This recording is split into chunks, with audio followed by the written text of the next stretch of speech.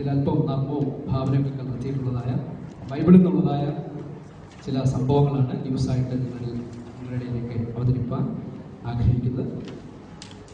നമസ്കാരം. സ്പെഷ്യൽ വാർത്താ ബുള്ളറ്റിൻ വായിക്കുന്നത് ബിജു വർഗീസ്. പ്രധാന വാർത്തകൾ. പഴം പറിച്ചു നിന്നതിന് നവദമ്പതികൾ അറസ്റ്റിലായി.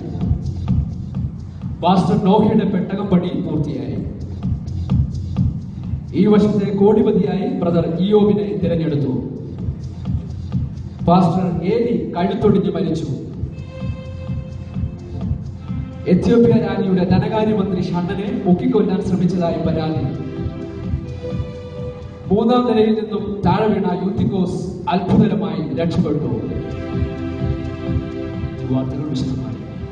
പഴം പറിച്ചു തിന്നതിന് നവദമ്പതികൾ അറസ്റ്റിലായി.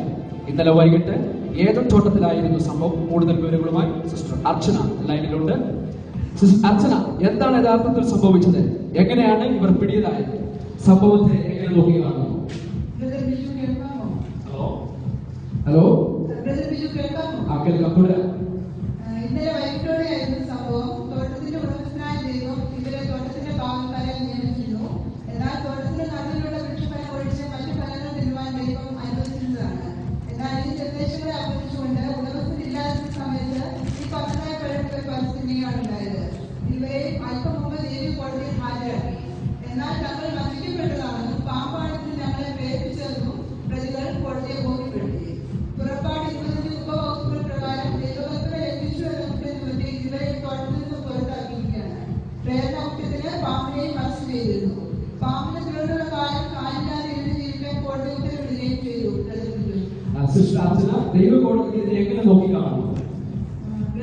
തീർച്ചയായും കോടതിക്ക് വ്യക്തമായ നിലപാടുകളുണ്ട്.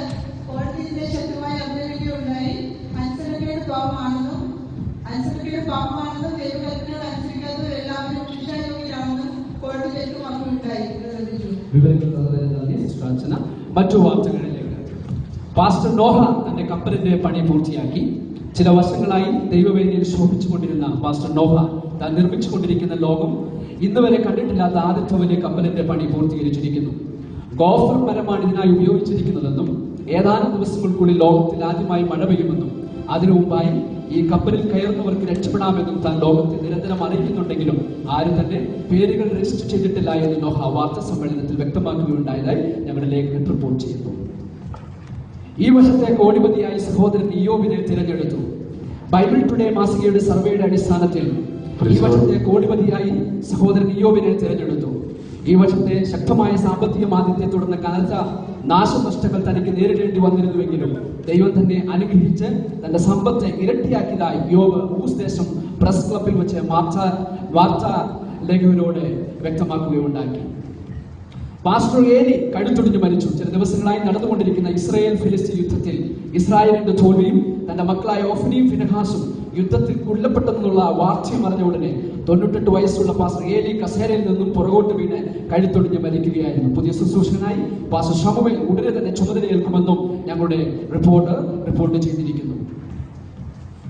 എത്യോപ്യ രാജ്ഞിയുടെ ധനകാര്യമന്ത്രി ഷണ്ണനെ മുക്കിക്കൊല്ലാൻ ശ്രമിച്ചതായി പരാതി. കഴിഞ്ഞ ദിവസം യെരുശലേമിൽ നിന്നും ഗസയിലേക്കുള്ള വഴിയിൽ ഒരു നിർജ്ജന പ്രദേശത്ത് വെച്ച് ഒരാൾ ഷണ്ണനെ മുക്കിക്കൊല്ലാൻ ശ്രമിച്ചതായി ചില ദൃക്സാക്ഷികൾ പോലീസിനെ അറിയിക്കുകയായിരുന്നു. എന്നാൽ തന്നെ ആരും മുക്കിക്കൊല്ലാൻ ശ്രമിച്ചിട്ടില്ല എന്ന് മന്ത്രി ആവർത്തിക്കുന്നതായി നമുക്ക് മനസ്സിലാക്കുവാൻ സാധിക്കുന്നു. വിശദവിവരങ്ങളിലേക്ക് നമുക്ക് പോകേണ്ടതായിട്ടുണ്ട്. ബ്രദർ അജേഷ് നമ്മോടൊപ്പം ലൈനിൽ ചേരുന്നു. ബ്രദർ അജേഷ്, എന്താണ് മന്ത്രിക്ക് സംഭവിച്ചത്? കാര്യങ്ങളുടെ നിജസ്ഥിതി ഒന്ന് വ്യക്തമാക്കാമോ? അതെ, തുടരാം. തീർച്ചയായും ബിജു, ഞാനിപ്പോൾ നിൽക്കുന്നത് യെരുശലേമിലുള്ള ഗസയിലേക്ക് പോകുന്ന നിർജ്ജന പ്രദേശത്തിലൂടെ. ഇവിടെ അത്യന്തം സംഘർഷമായ അന്തരീക്ഷമാണ് നിലനിൽക്കുന്നത്. എത്യോപ്യൻ പട്ടാളം ഇവിടെ ക്യാമ്പ് ചെയ്തിട്ടുണ്ട്. തങ്ങളുടെ മന്ത്രി അപായപ്പെടുത്താൻ ശ്രമിച്ചതെന്ന് വിവരം ലഭിച്ചതുണ്ട്. എത്യോപ്യൻ രാജ്ഞി അദ്ദേഹത്തിന് ശക്തമായ സുരക്ഷയാണ് ഏർപ്പെടുത്തിയിട്ടുള്ളത്. എന്നാൽ അല്പം മുമ്പ് അദ്ദേഹത്തെ മാധ്യമങ്ങളെ കണ്ടിരുന്നു. തന്നെ ആരും അപായപ്പെടുത്താൻ ശ്രമിച്ചതല്ല.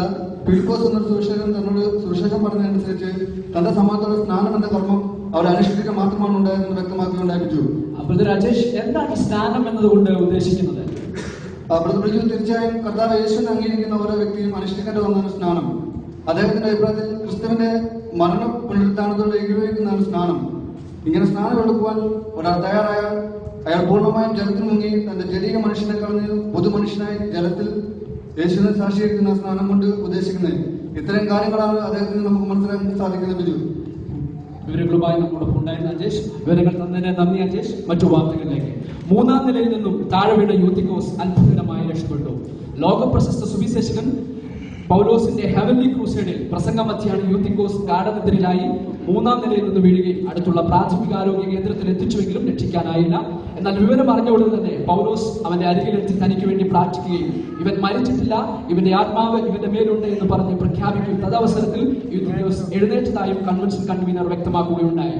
ആരാധനയ്ക്ക് ഇരുന്ന് ഉറങ്ങുന്നവർ യൂത്തിക്കോസിനെ ഓർത്തുകൊള്ളുകയും എന്ന് പിന്നീട് പൗലോസ് വാർത്താ സമ്മേളനത്തിൽ ഓർമ്മിപ്പിക്കുകയുണ്ടായി. ഇനി സ്പോർട്സ് വാർത്തകൾ. ലോക കഴുതാടി എല്ലുകളിൽ ശിംശോന് കിരീടം. അവസാനം വരെ വളരെ ആവേശഭരിതമായ ശിംശോന്റെ പ്രകടനം. എല്ലാ പ്രാവശ്യം പോലെ തന്നെ ഫിലിസ്തർ തന്നെയായിരുന്നു എതിരാളികൾ.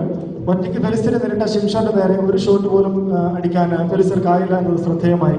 1-1, 1-2 എന്ന രീതിയിൽ തുടക്കത്തിൽ ശിംശോൻ സ്കോർ ചെയ്തു. റെക്കോർഡ് സമയമായിരുന്നു ശിംശോന്റേത്. ഏകദേശം 1000 പേരെ കൊന്നാണ് താൻ ഈ നേട്ടം കൈവരിച്ചത്. ഇപ്പോൾ ശിംശോൻ നമ്മുടെ കൂടെ ഉണ്ട്. അദ്ദേഹത്തിലേക്ക് എന്ത് തോന്നുന്നു ശിംശോൻ താങ്കൾക്ക്?